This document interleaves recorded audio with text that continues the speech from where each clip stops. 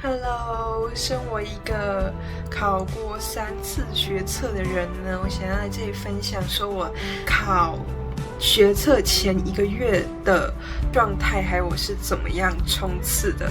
那因为我很多年前2022年的时候就有在 Dcard 上面发过一篇文章，叫做学测倒数1个月的冲刺心态和技巧。那一篇文呢，就是有获得蛮多的回响的，所以我也想说，那我把它录成影片好了。那第一个就是我想要先讲一下这个月冲刺最重要的事情，就是这也是我在之前重考，然后最后一次重考上岸我才做的事情。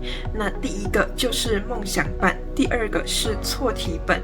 那梦想版呢，就是我在一张空白的笔记页纸上面中间写下我的梦想科系。那接下来是错题本，错题本你一定会想说1个月前才做，这样子有用吗？而且做错题本就代表说会减少写题目的时间。对，我一开始这样子想，但是我就想说死马当活马医，我没招了，我只好用这个方法。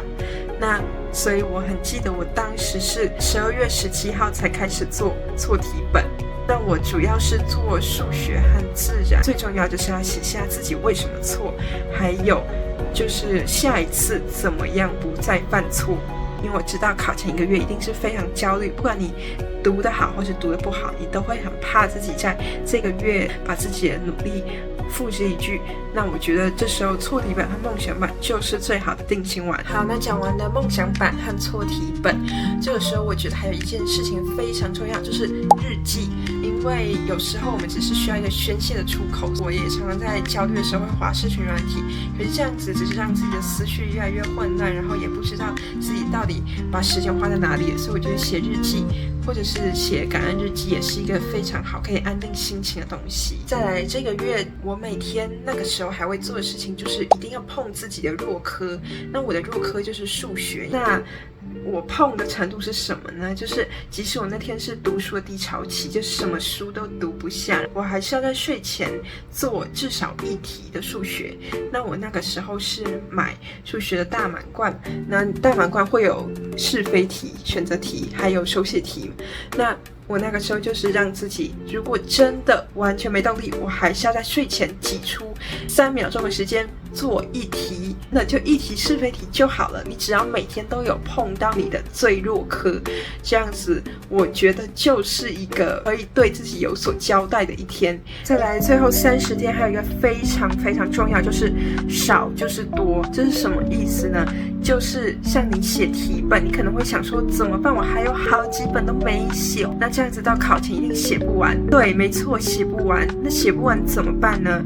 你是要把全部写完，但是什么东西都没学到，还是说你宁可把1回写完，然后好好的订正，搞懂里面所有错的东西，哪一个比较好呢？我觉得是后面那一个。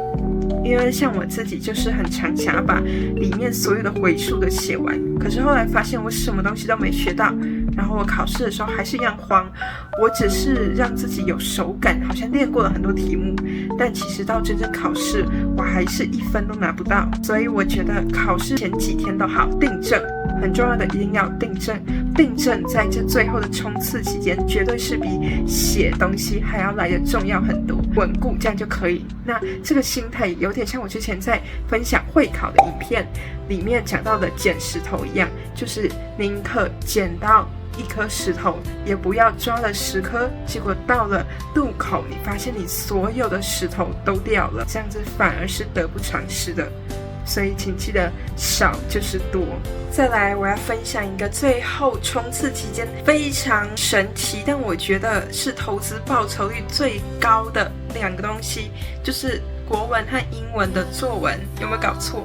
就是因为选择题已经大势已定，你再怎么练习也不会增加10分的选择题分数吧。可是如果你是那种练习很多，选择题可以加非常多分的，那我就是很鼓励你去练选择题。可是对我来说，考了这3年的学测，我的选择题完全一模一样，分数都是78或79。可是我那3年从109学测的13级分，110学测的14级分到111学测的15级分，是怎么样进步的呢？答案就是作文。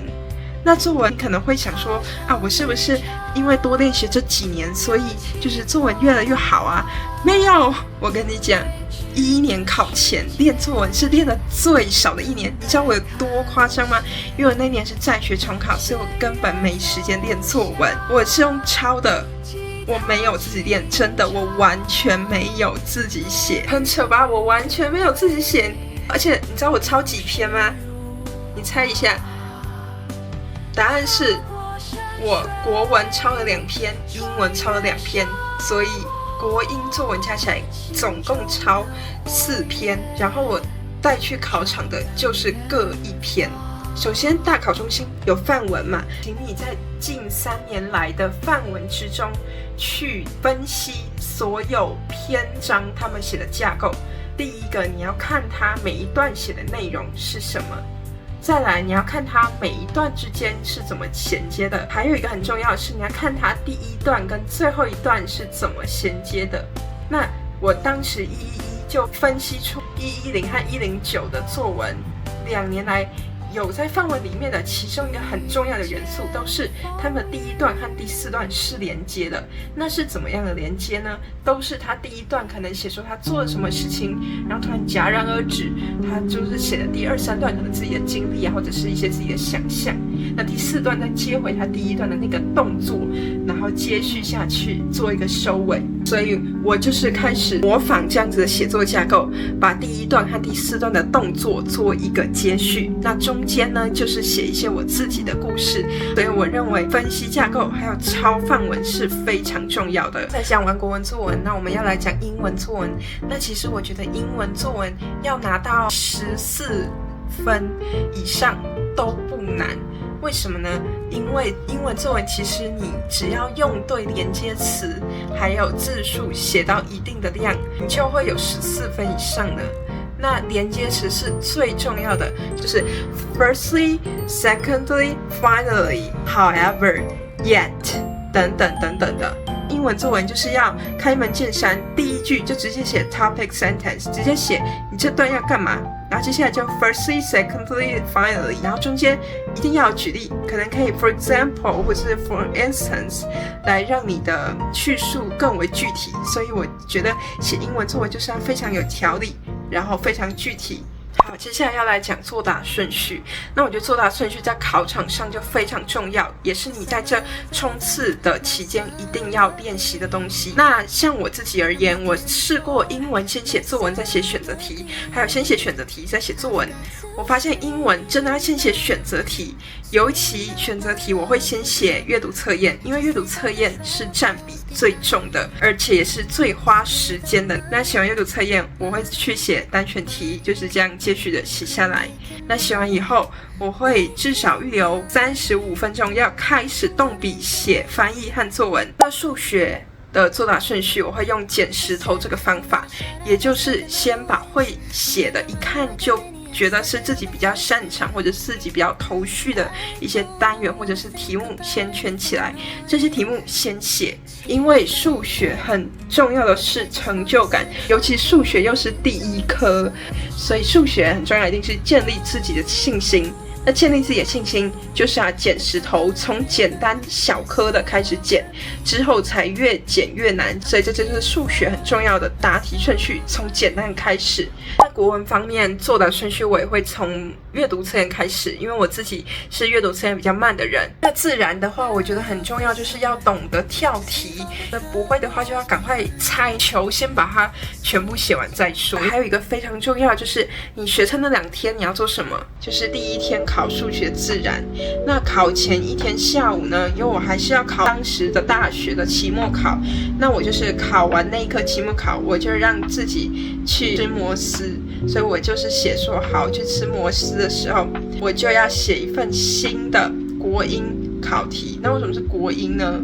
因为我知道我当天回家就是晚上的时候，我不可能再写国英的，当天晚上一定是写隔天要考的数学、自然。那我当时就是让自己写一份国文、英文的新题目，然后加上订正。晚上呢，数学、自然我就不会再安排自己新的题目了，因为我知道写新的只会让我自己越来越慌，所以我就让自己写前一年的考古题，加上看之前的错题本，就看过就好了。接下来就睡觉。第一天到考场呢，就是我也有写下来，早上的时候再写一些数学、空间向量的题目。那时候很惨，就是我的大满贯没有完全写完，但是我必须要抓住一些我特别弱的东西，在考前赶快再练习一下。我就是在考前当天的早上，让自己要写至少一题的空间向量题目，加上考场前看错题本。那我还特别注记了要去上厕所，还有喝一点点水就好了。那这些非常细节，我觉得你也都可以写在你的便条纸上，就是让你自己知道你要做哪些事情，不需要做哪些事情。这样子在考场上是非常安定的，而且这些东西你是提前规划好的，所以不会在考场的时候才在想我到底要做什么。那第二张便条纸呢，我写的是考完第一天后不要对答案，把第二天考好来。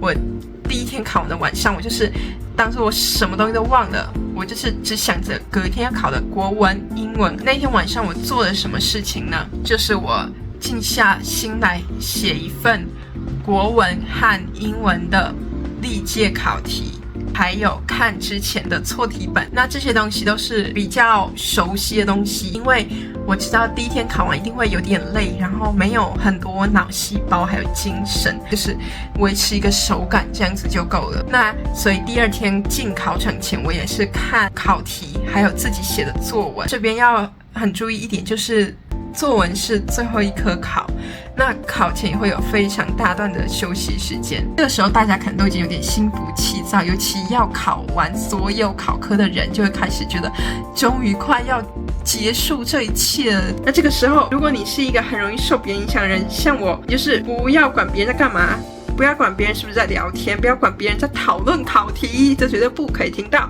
所以我那个时候就是自己站在我的位置上面，看着我的那一篇作文，仅有一篇的作文。因为国文作文占了国文分数 50%， 所以请你还是要把握住这 50%。